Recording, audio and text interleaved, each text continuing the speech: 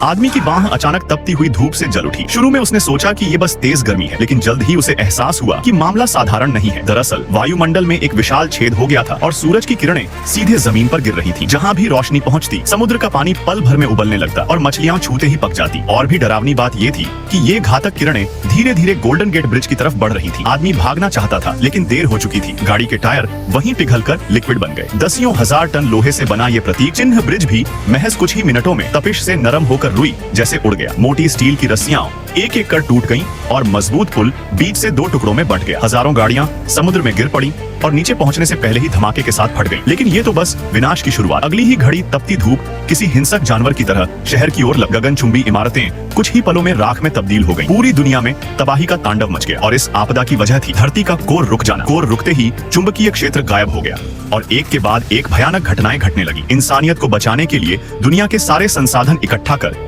एक ऐसी super spaceship बनाई गई जो सीधे धरती के अंदर तक जा सके। जल्द ही कुछ विशेषज्ञ उस पर सवार होकर सफर पर निकल पड़े। वे प्रशांत महासागर से होते हुए समुद्र की गहराइयों तक पहुंचे और लेजर पल्स कैनन दागकर जहाज को धरती की परत में उतार दिया। लेकिन जैसे ही वे 17 किलोमीटर गहराई तक पहुंचे, जहाज में खराबी आ गई। मजबूर होकर सभी ने प्रोटेक्टिव सूट पहनकर बाहर जाकर जांच की। सामने दिखा कि एक विशाल क्रिस्टल ने ड्रिल को फंसा दिया है। सभी ने टूल उठाए और कटाई शुरू कर दी, मगर तभी मुसीबत आ गई। ऊपर से लावा उबलता हुआ बरस पड़ा। सबने जान बचाने के लिए तेजी से क्रिस्टल काटा और जैसे तैसे ड्रिल को मुक्त कराया। जैसे ही वे जहाज की ओर लौट रहे थे, अचानक एक क्रिस्टल का टुकड़ा टूटकर सीधे कप्तान के हेलमेट पर गिरा। कप्तान संभल पाता उससे पहले ही लावा की झील में समा गया। बाकी सदस्य आंसू रोकते हुए फिर से जहाज में लौटे और सफर जारी रखा। 48 घंटे लगातार ड्रिलिंग करने के बाद वे आखिरकार धरती के कोर तक पहुंच गए। निक ने तुरंत जगह जगह पर परमाणु बम फिट कर दी ताकि विस्फोट की ताकत से कोर को फिर से चालू किया जा सके। सब तैयार होते ही शाओमी ने स्विच दबाया और बम एक साथ फट पड़े। धरती का कोर दोबारा घूमने लगा। विस्फोट की शक्ति से जहाज इतनी तेजी से ऊपर की ओर भागा